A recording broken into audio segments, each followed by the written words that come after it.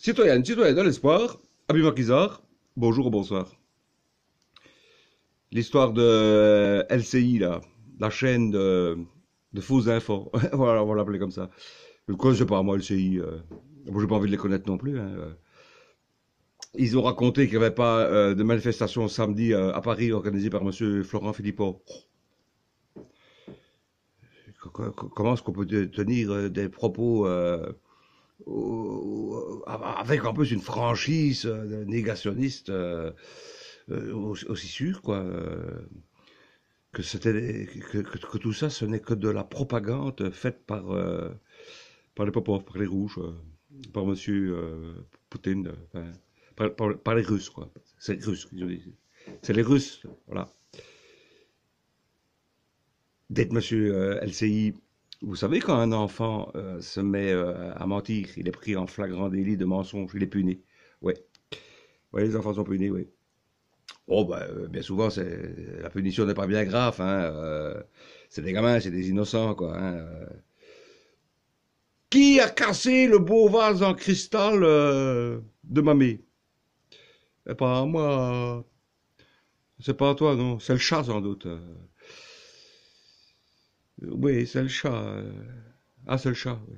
C'est le chat qui s'est mis à jouer au football cet après-midi, quoi. Arrête de mentir! Ne le ferai plus. Ouais, c'est bon, file dans ta chambre. Voilà, quoi, tu vois. En plus, le vase de mamie, le vase de la belle-mère, j'en ai rien à foutre. Hum. Mais il s'agit ici d'enfants, c'est-à-dire des innocents. Vous, monsieur LCI, vous n'êtes pas un innocent. Je me demande si dans votre boîte, il y en a qui ont fait un petit peu des études supérieures, quoi, latin grec ou Sciences Po, où vous avez ratissé l'arche pour monter votre équipe.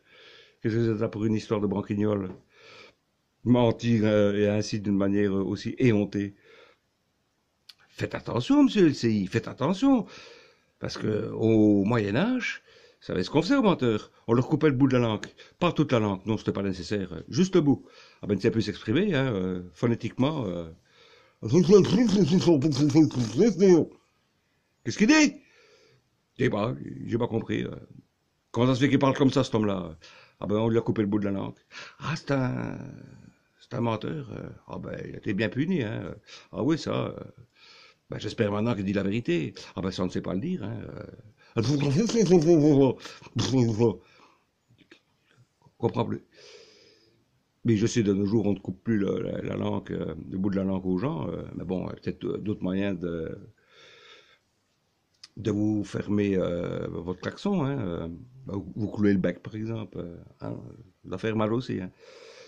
Donc faites attention, vous autres qui racontez des blagues depuis le début, depuis des mensonges depuis cette gestion, cette crise politico-sanitaire. Nous, les résistants depuis le début, hein, on n'oubliera pas. Vous qui nous avez traités de sous-citoyens, on ne vous oubliera pas. Et le jour où on vous mettra la main dessus, on ne vous pardonnera pas. Et n'oubliez jamais une chose, hein. Dans toute crise, dans toute guerre, ce sont toujours les minorités combattantes qui ont remporté la victoire finale. Et moi, maintenant, je ne vous parle plus. Je ne parle pas de vous, je parle maintenant aux résistants. Pas les résistants de la dernière heure, hein, les vrais depuis le début, quoi, tu vois, qui ont eu le courage de s'exprimer.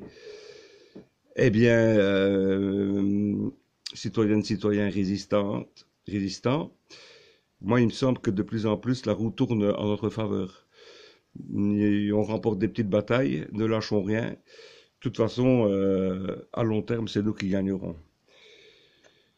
Jacques Pignolet, non pas sur LCI, mais sur ma chaîne YouTube. Persistez, signe, ou force et honneur, c'est comme vous voulez. La bonne soirée à tous les résistants.